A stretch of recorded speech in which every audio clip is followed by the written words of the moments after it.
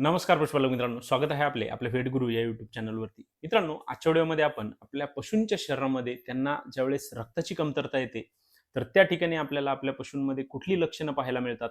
आपल्या पशूंच्या शरीरामध्ये ज्यावेळेस ही रक्ताची कमतरता येते, तर त्या ठिकाणी आपण आपल्या पशूंना कुठल्या सप्लिमेंट्सचा वापर करायचा आणि आपल्या पशूंच्या शरीरामध्ये आलेली ही जी रक्ताची कमतरता आहे, तर ती भरून काढायची. त्यासोबतच आपल्या पशूंच्या शरीरामध्ये रक्ताची कमतरता होण्यापाठीमागची कुठली कारणं असतात, तर या विषयावरती आज आपण सविस्तर माहिती घेणार आहोत. मित्रांनो, आपल्या पशूंमध्ये बऱ्याच वेळा आपल्याला या रक्ताची कमतरता होण्याच्या ज्या काही समस्या आहेत, तर त्या पाहायला मिळत असतात. मित्रांनो, यालाच आपण वैद्यकीय भाषेमध्ये त्या ठिकाणी ॲनेमिया म्हणतो. मित्रांनो, ज्यावेळेस आपल्याला आपल्या पशूंमध्ये या ॲनेमियाच्या समस्या येतात, तर आपले जे दूध देणारे पशु असतात, तर त्यांच्यामध्ये दुधाचे जे काही उत्पादन आहे, तर ते कमी होताना आपल्याला पाहायला मिळते. किंवा आपल्या इतर पशूंमध्ये किंवा आपल्या दूध देणाऱ्या पशूंमध्ये सुद्धा जर जास्त प्रमाणामध्ये त्यांना या रक्ताची कमतरता आली, तर त्या ठिकाणी आपल्या पशूंच्या जीवाला सुद्धा धोका होण्याचे त्या ठिकाणी चान्सेस आपल्याला पाहायला मिळत असतात. त्यामुळे मित्रांनो, आजचा व्हिडिओ आपण पूर्ण पहा. आपल्याला जर आपल्या पशूंमध्ये अशा प्रकारची कुठलीही लक्षणं त्या ठिकाणी दिसली, तर तात्काळ त्या ठिकाणी आपल्याला उपाययोजना करण्यासाठी या व्हिडिओच्या माध्यमातून आपल्याला नक्कीच चांगला फायदा हा पाहायला मिळेल. मित्रांनो, व्हिडिओला सुरुवात करण्याआधी आपल्याला एक विनंती आहे. आपण जर चॅनलवरती नवीन असाल तर चॅनलला सबस्क्राईब करा. आपल्याला जर व्हिडिओ आवडला तर व्हिडिओला लाईक करा आणि आपले जे पशुपालक मित्र आहेत त्यांना सुद्धा व्हिडिओ नक्की शेअर करा. मित्रांनो, आपल्या पशूंच्या शरीरामध्ये रक्ताची कमतरता येण्यापाठीमागे त्या ठिकाणी दोन मुख्य कारणं ही असू शकतात. यामध्ये मित्रांनो, आपण आपल्या पशूंना जो काही पोषण देतो ते जर निकृष्ट दर्जाचे असेल आणि आपल्या पशूंमध्ये जर त्यांना आजार झालेला असेल, तर या दोन कारणांमुळे आपल्या पशूंच्या शरीरामध्ये त्यांना रक्ताची कमतरता ही येऊ शकते. यामध्ये मित्रांनो, आपल्या पशूंच्या शरीरावरती जर बाह्य परजीवी जे असतात, यामध्ये गोचिड असतील, माशा असतील, पिसवा असतील, डास असतील, यांचा प्रादुर्भाव त्या ठिकाणी जास्त प्रमाणामध्ये झाला असेल, तर ते आपल्या पशूंच्या शरीरामधील रक्त जे आहे, तर ते शोषून घेतात. त्या त्या ठिकाणी मग आपल्याला आपल्या पशूंमध्ये रक्ताची कमतरता ही पाहायला मिळू शकते. त्यासोबतच मित्रांनो, आपल्या पशूंमध्ये जर त्यांना बोबेसियासिस असेल, थायलोरिसिस असेल, हे जे बाह्य परजीवी आहेत, यांच्यामुळेच हे आजार त्या ठिकाणी होत असतात. तर त्या ठिकाणी सुद्धा आपल्या पशूंच्या रक्तातील जे काही पेशी असतात, तर त्या फुटतात आणि आपल्या पशूंच्या शरीरामध्ये त्या ठिकाणी रक्ताची कमतरता ही पाहायला मिळते.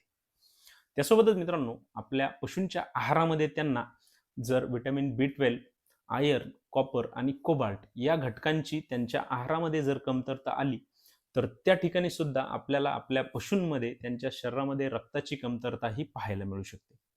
त्यासोबतच मित्रांनो, आपल्या पशूंमध्ये त्यांचे जंत निर्मूलन जर आपण वेळेवरती करत नसाल, आपल्या पशूंच्या शरीरामध्ये जंतांचा प्रादुर्भाव हा जास्त प्रमाणामध्ये झाला असेल, तर त्या ठिकाणी सुद्धा आपल्या पशूंच्या शरीरामध्ये त्यांना रक्ताची कमतरता ही पाहायला मिळू शकते.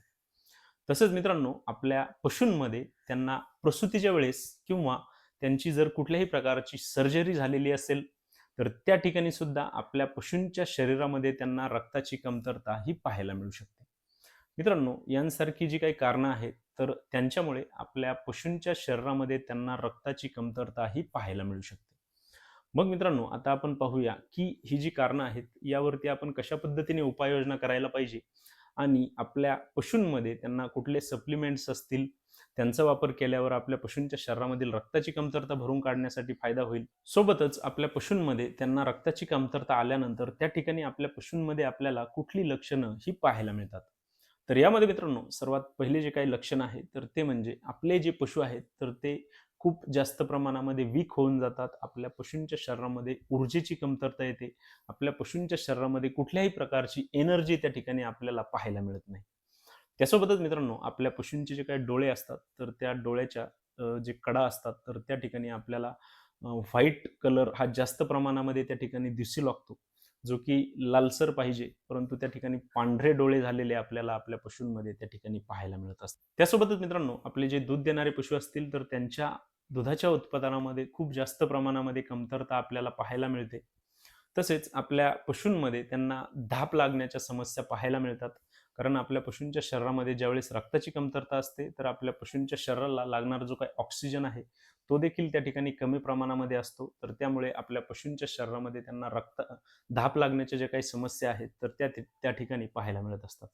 त्यासोबतच आपल्या पशूंमध्ये त्यांची भूक कमी झालेली असते, आपल्या पशूंमध्ये त्यांचा रवंथ कमी झालेला असतो, आपल्या पशूंमध्ये त्यांना उठण्यासाठी, बसण्यासाठी अनेक प्रकारच्या समस्या त्या ठिकाणी आपल्याला पाहायला मिळत असतात. त्यासोबतच आपल्या पशूंमध्ये त्यांना पायकासारखा आजार होऊ शकतो. यामध्ये आपले जे पशु आहेत तर ते दगड खाणे, माती चघळणे, लघवी पिणे यांसारख्या समस्या त्या ठिकाणी आपल्याला पाहायला मिळू शकतात. त्यासोबतच आपल्या पशूंमध्ये त्यांना बॉटल जॉच्या समस्या पाहायला मिळू शकतात. मित्रांनो, यांसारखी लक्षणं आपल्या पशूंमध्ये आपल्याला ज्यावेळेस रक्ताची कमतरता त्या ठिकाणी येते तर आपल्याला पाहायला मिळत असतात. मग यामध्ये मित्रांनो आपण कुठल्या उपाययोजना करायच्या की ज्यामुळे आपल्या पशूंमध्ये त्यांच्या शरीरामध्ये आलेली रक्ताची कमतरता भरून काढण्यासाठी फायदा होईल, सोबतच आपल्या पशूंच्या दुधाच्या उत्पादनामध्ये सुद्धा वाढ करण्यासाठी आपल्याला त्या ठिकाणी फायदा होईल. तर त्याविषयी आता आपण माहिती घेऊया. यामध्ये मग मित्रांनो सर्वात पहिली जी काही गोष्ट आहे तर ती म्हणजे आपल्या पशूंच्या शरीरावरती जर बाह्य परजीवी हे जास्त प्रमाणामध्ये असतील, गोचिड असतील, पिसवा असतील, माशा असतील, तर आपण तात्काळ आपल्या पशूंमध्ये आयव्हरमॅक्टिन असेल, डोरामॅक्टिन असेल यांसारख्या इंजेक्शनचा वापर करून आपल्या पशूंच्या शरीरावरती असणारे हे जे बाह्य परजीवी आहेत तर त्यांचा नायनाट करणे गरजेचे आहे. किंवा आपण जे काही गोचिड मारण्यासाठी मार्केटमध्ये आपल्याला जे काही औषध मिळतात तर त्यांची फवारणी आपण आपल्या पशूंच्या शरीरावरती प्लस आपल्या गोठ्यामध्ये त्या ठिकाणी करू शकतो. त्यानंतर मग मित्रांनो आपण आपल्या पशूंचे जे काही जंत निर्मूलन आहे तर ते देखील वेळच्या वेळी करणे हे खूप गरजेचे आहे. प्रत्येक 3 महिन्यामधून एकदा आपण आपल्या पशूंना जंत निर्मूलनाचे जे काही औषध असेल तर ते त्या ठिकाणी देऊ शकतो. त्यासोबतच मित्रांनो आपण आपल्या पशूंच्या आहारामध्ये त्यांना गूळ असेल किंवा हळद असेल यांचा त्या ठिकाणी वापर करू शकतो. यामध्ये आपल्याला आयर्न आणि ऊर्जा त्या ठिकाणी दिलेली असते. तर त्यामुळे आपल्या पशूंच्या शरीरामध्ये ही जी रक्ताची कमतरता आहे तर ती भरून काढण्यासाठी फायदा होतो. त्यासोबतच आपल्या पशूंच्या शरीराला जी कमतरता आहे, ऊर्जेची जी काही कमतरता आहे तर ती भरून काढण्यासाठी त्या ठिकाणी या गूळ व हळदमुळे आपल्याला त्या ठिकाणी चांगला फायदा हा पाहायला मिळतो. सोबतच आपण मेथी दाण्याचा देखील त्या ठिकाणी वापर करू शकतो. मेथीच्या दाण्यामुळे सुद्धा आपल्या पशूंच्या शरीरामध्ये ऊर्जा देण्यासाठी आणि विटॅमिन असतील, आयर्न असतील, फोलिक ॲसिड असेल यांची जे काही गरज आपल्या पशूंच्या शरीरासाठी आहे तर ती भागवण्यासाठी या मेथी दाण्याचा सुद्धा आपल्याला त्या ठिकाणी चांगला फायदा हा पाहायला मिळू शकतो. त्यासोबतच मित्रांनो आपण आपल्या पशूंच्या आहारामध्ये त्यांना हिरवा जो काही चारा आहे तर तो देणे सुद्धा खूप गरजेचे आहे. हिरव्या चाऱ्यामुळे सुद्धा आपल्या पशूंच्या शरीरामध्ये त्यांना एनर्जी देण्यासाठी, रक्ताची जी काही कमतरता आहे तर ती भरून काढण्यासाठी सुद्धा त्या ठिकाणी चांगला फायदा आपल्याला पाहायला मिळू शकतो. त्यासोबतच आपण आपल्या पशूंच्या आहारामध्ये त्यांना मिनरल मिक्सचर जे आहे तर त्याचा वापर करणे सुद्धा खूप महत्त्वाचे आहे. बऱ्याचशा मिनरल मिक्सचरमध्ये त्या ठिकाणी आपल्याला आयर्न, कॉपर असेल, फोलिक ॲसिड असेल, व्हिटॅमिन B12 असेल यांसारखे घटक त्या ठिकाणी असतात. तर त्यामुळे आपल्या पशूंच्या शरीरामध्ये त्यांना ही जी रक्ताची कमतरता आलेली आहे तर ती भरून काढण्यासाठी त्या ठिकाणी चांगला फायदा पाहायला मिळेल. सोबतच मित्रांनो आपण आपल्या पशूंच्या आहारामध्ये त्यांना हेमॅटॉनिक जे काही मार्केटमध्ये येतात, शार्कोफेरॉल असेल, प्लाझ्माफेरॉल असेल यांसारख्या सप्लिमेंट्सचा त्या ठिकाणी वापर करायला पाहिजे, की ज्यामुळे आपल्या पशूंच्या शरीरामध्ये जी काही रक्ताची कमतरता आलेली आहे ती भरून काढण्यासाठी फायदा होईल. आपल्या पशूंच्या शरीराला ऊर्जा देण्यासाठी त्या ठिकाणी फायदा आपल्याला या सप्लिमेंट्समुळे पाहायला मिळेल. तसेच आपले पशु जर त्या ठिकाणी जास्तच सीरियस असतील तर त्यांच्यामध्ये आपण आयर्नचे जे काही आपल्याला इंजेक्शन मार्केटमध्ये येतात तर त्यांचा वापर आपण आपल्या डॉक्टरांकडून त्या ठिकाणी आपल्या पशूंमध्ये IV रूटनी किंवा IM रूट जो काही असेल तर त्या हिशोबाने आपण आपल्या पशूंना त्या ठिकाणी देऊ शकतो आणि आपल्या पशूंच्या शरीरामध्ये त्यांना जी काही रक्ताची कमतरता आलेली आहे तर ती त्या ठिकाणी भरून काढू शकतो. तसेच मार्केटमध्ये आपल्याला जे काही फेरिटास असेल यांसारखे जे काही गोळ्या येतात तर त्यांचा सुद्धा आपण आपल्या पशूंच्या आहारामध्ये त्यांना वापर करू शकतो.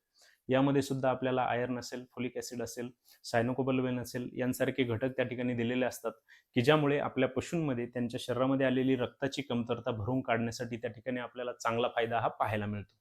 मित्रांनो, यांसारख्या उपाययोजना आपण आपल्या पशूंच्या आहारामध्ये त्या ठिकाणी करून आपल्या पशूंच्या शरीरामध्ये आलेली जी काही रक्ताची कमतरता आहे तर ती भरून काढू शकतो आणि आपल्या पशूंना चांगले फायदे त्या ठिकाणी देऊ शकतो. मित्रांनो, आता आपण पाहूया की आपण या सप्लिमेंट्सचा वापर आपल्या पशूंमध्ये केल्यानंतर आपल्या पशूंच्या शरीरामधील रक्ताची कमतरता भरून निघाल्यानंतर आपल्याला त्या ठिकाणी कुठले फायदे हे पाहायला मिळतात. मित्रांनो, आपल्या पशूंच्या शरीरामध्ये रक्ताची पातळी वाढल्यानंतर त्या ठिकाणी आपल्या पशूंच्या शरीरामध्ये ऊर्जा वाढवण्यासाठी फायदा होतो. आपल्या पशूंमध्ये चारा खाण्यासाठी, त्याचे पचन चांगले ठेवण्यासाठी, आपल्या पशूंमध्ये त्यांना उठण्यासाठी, बसण्यासाठी त्या ठिकाणी चांगला फायदा पाहायला मिळतो. आपल्या दूध देणाऱ्या पशूंमध्ये त्यांच्या दुधाच्या उत्पादनासाठी चांगला फायदा पाहायला मिळतो. आपल्या पशूंच्या शरीरावरती स्ट्रेस जो आहे तर तो कमी झालेला आपल्याला पाहायला मिळतो. आपल्या पशूंमध्ये त्यांना इनफर्टिलिटी विषयी ज्या काही समस्या असतील तर त्या टाळण्यासाठी त्या ठिकाणी आपल्याला चांगला फायदा हा पाहायला मिळतो. त्यामुळे मित्रांनो, आपण आपल्या पशूंमध्ये जर त्यांना रक्ताची कमतरता झालेली असेल, तर अशा पद्धतीने त्या ठिकाणी उपाययोजना करू शकतो आणि आपल्याला जी काही लक्षणं सांगितलेली आहेत, तर त्यावरून आपण त्या ठिकाणी ओळखू शकतो, की आपल्या पशूंना हेमॅटॉनिकची असेल किंवा ह्या ज्या उपाययोजनांची त्या ठिकाणी गरज आहे, तर ती त्या ठिकाणी आपण करणे हे खूप महत्त्वाचे आहे. मित्रांनो, आजच्या व्हिडिओमध्ये आपण आपल्या पशूंच्या शरीरामध्ये जर त्यांना रक्ताची कमतरता जाणवली, तर त्या ठिकाणी कुठली लक्षणं पाहायला मिळतात, रक्ताची कमतरता होण्यापाठीमागची कुठली कारणं असू शकतात, आपण त्यावरती कशा पद्धतीने उपाययोजना केल्या पाहिजे, तर या विषयावरती माहिती घेतलेली आहे. मित्रांनो, आपल्याला जर आपल्या पशूंमध्ये अशा कुठल्याही प्रकारच्या समस्या त्या ठिकाणी जाणवत असतील, तर आपण याप्रमाणे त्या ठिकाणी उपाययोजना नक्की करून पहा. आपल्याला त्या ठिकाणी नक्कीच चांगले फायदे हे पाहायला मिळतील. मित्रांनो, आपल्याला जर आजचा व्हिडिओ आवडला असेल, तर व्हिडिओला लाईक करा. आपण जर चॅनलवरती नवीन असाल, तर चॅनलला सबस्क्राईब करा आणि आपल्याला जर कुठल्याही प्रकारच्या शंका असतील, तर कमेंट बॉक्समध्ये मला नक्की कळवा. धन्यवाद.